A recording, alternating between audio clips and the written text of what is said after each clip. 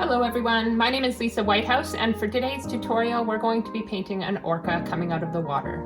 For a list of everything you need to get started, check out the video description below. So first things first, we're going to start by sketching out the whale. So as always with my paintings, I like to sketch out a large shape just to get an idea of where the whale is going to end up. So we're just going to kind of go like that, showing the arch of the whale coming out of the water. And then kind of come around and make the shape of where its head is going to go. So that's kind of it to begin with. Now we're going to go in and start adding some of the detail. So the nose is kind of rounded like this, then it comes up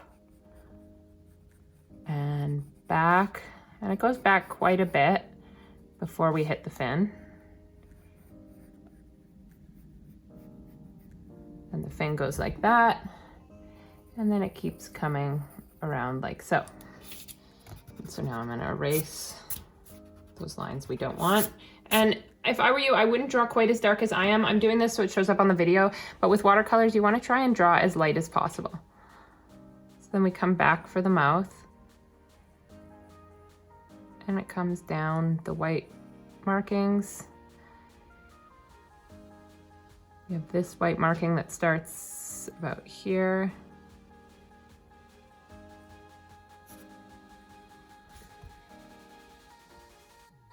And if your markings aren't perfect, it's totally okay, because the main thing is it'll be recognizable as a orca by just having these distinct color blocks anyway. I noticed in the comment section a few of you guys are struggling with the sketching out process, and just know that there's no shame if you want to screenshot it and trace it out. Nothing wrong with that. When you're getting started, just using watercolors alone can be overwhelming, so it's okay to trace it out. I just want you guys to have fun. So this bottom part comes down and it stays basically in line with the stomach and then gets smaller.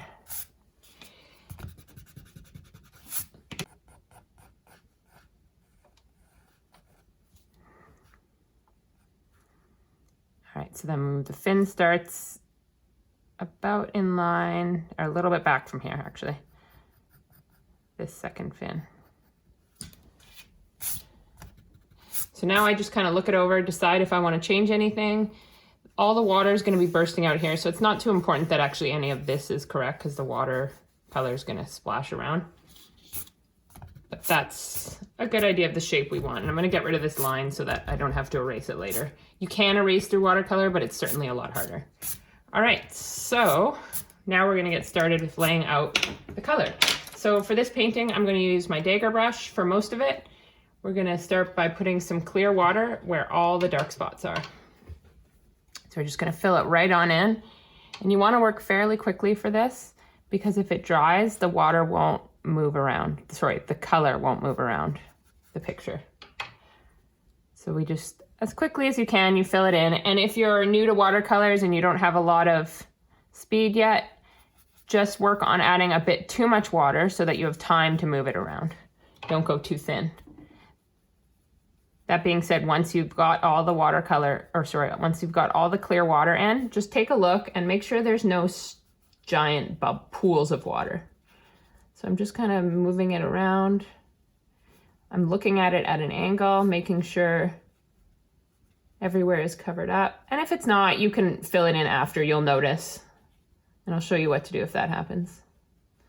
But for now, that's what we want. Then we're going to take the Prussian blue, and quite a strong amount. And by strong amount, I mean mush your brush around in the color quite a bit so it picks up a lot. And then we're going to start outlining the whale. And I'm using two colors for most of this, Prussian blue and the teal.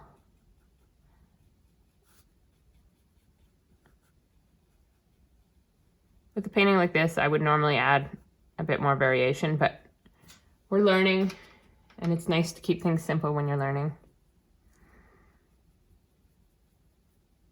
So we're just letting it make its way around through the clear water. So having that first layer of clear water will allow the watercolor to make its way around as it dries.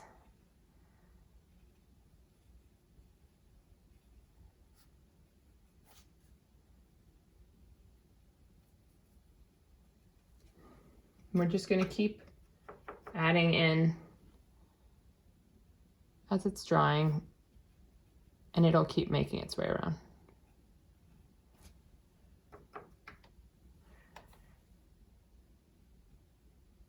I want it to be fairly dark, so I'm covering up those pencil lines now.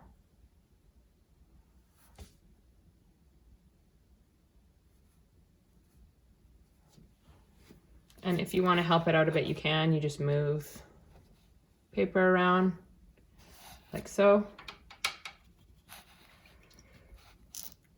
Then I'm going to take a little bit of teal, just drop it in right here.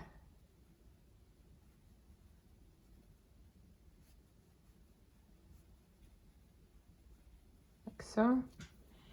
Now what I'm going to do is do this fin right here, as well as a tiny bit of clear water here. And you'll see where I put it in a sec. And I'm going to do a strip here. So now I'm going to take a smaller brush, just one like this. It's like a, trying to look at it, number 10. But any small liner brush will work. And basically I'm just adding in this.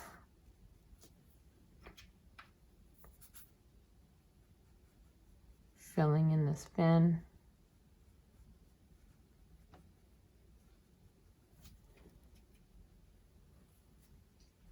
And just, I'm going to go back and fill in some of these areas too. And then I'm going to take teal and add it here. And there should be clear water there. Oh, you can hear my dog in the background maybe. She's under my desk. Pardon the interruption. It sounds like she's licking, but you might not hear it. All right, so I think that's good. This isn't moving in. Sometimes if you get a strong white block, that means there's no clear water there or it had dried. Now I'm gonna go back to the body again and just darken the perimeter a little bit.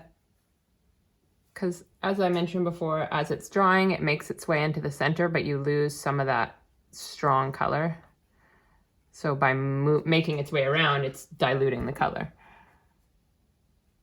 And I really, for this piece, I want quite a bit of that dark blue. And it always dries lighter, so you'll feel like you have it the color you want it, and then bam, it's lighter. It can be frustrating, especially with like the darker colors like blacks. I find they require quite a bit of layering.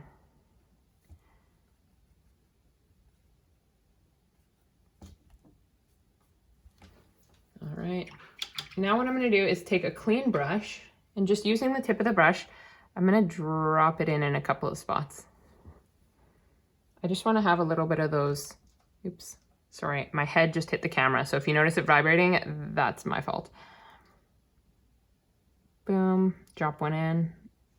And then what you can do is after you've dropped it in quite a bit, you can dry off your brush and just pull up a little bit of that water.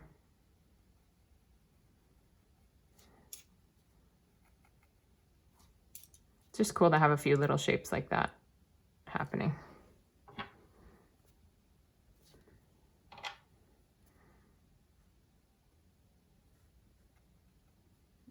All right, so now we're gonna do the water splashing around. So first things first, I'm gonna lay down a little bit of clear water as usual. So I'm just gonna put a little bit in because we're gonna do most of it through splashing. And I'll show you it splattering. Sorry, I'll show you what I mean by that in a second.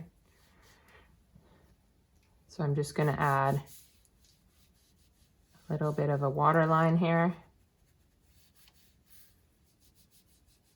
by just using the tip of the brush in where I put some of that clear water.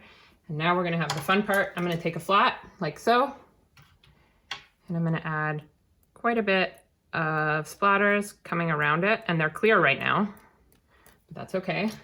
We're gonna take some blue and add them in here. Now we have to spin the canvas, or sorry, the paper around because we want some directional splatters. So that's where I'm gonna practice going like this.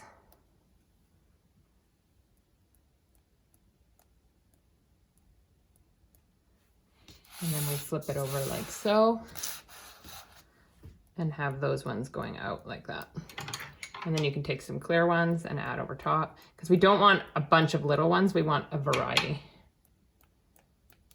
So adding quite a few is going to get you that.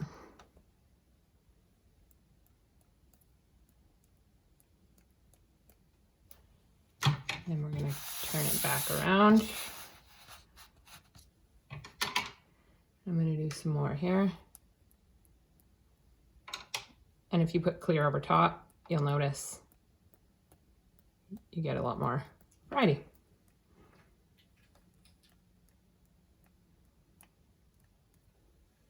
So I'm liking the amount I have now. Now I'm going to come in with some teal and just add those over top.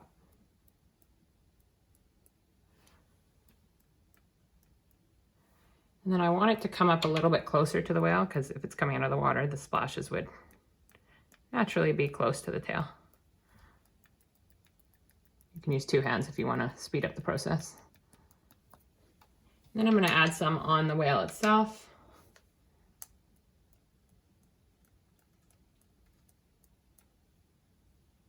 Some clear ones now. And because once again, it's bleeding and diluting that outline, I'm going to take some more Prussian blue. Oh my goodness. I'm going to have to find a new spot for this camera if I keep hitting it. Sorry, guys. Trying out different ways of recording videos. I am taking over all of the video production. My husband used to do it, and he has been quite busy. So you'll notice I had a bit of a lull there in the fall where I didn't put out any videos, and that's just because I no longer had my help, and editing videos overwhelmed me. But like all things in life, sometimes you just gotta persevere, learn a new skill. And you guys and your comments really pushed me to keep going with these. Even the other day, someone commented, make more videos. They help me so much. And comments like that, honestly, encourage me so much. You guys telling me that I've taught you to use watercolors or that my videos have helped take the stress away of learning a new skill, that really means the world to me. This is not my full-time job. My full-time job is doing commissions. But when I started this, it was a means of sort of teaching an easy approach to watercolor, the approach to watercolor that I would have wanted when I started out, because I learned how to paint using YouTube initially. A lot of trial and error on YouTube. Anyway, I hope you guys enjoy it. Be sure to leave me comments if there's anything you want to see me do. I read them all. I love them. All right, so we're gonna let this dry 100%, and then we're gonna add one final finishing touch, and then we'll be done. All right, so now we just have a couple of finishing touches. So I just wanna draw attention to where that fin is. So we're gonna put a strip here.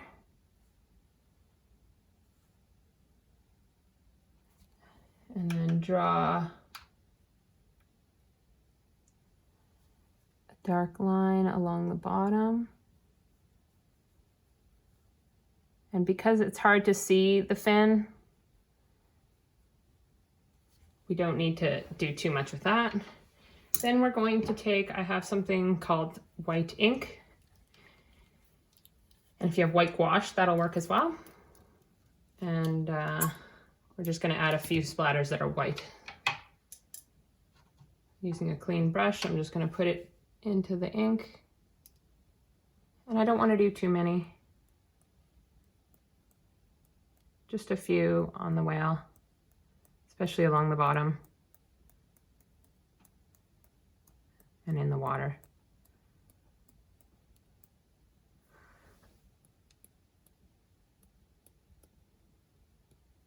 Kind of moving my arm around. And maybe a couple just on this fin. Can't resist. A couple more. All right, so that is everything. So now I'm just gonna sign it.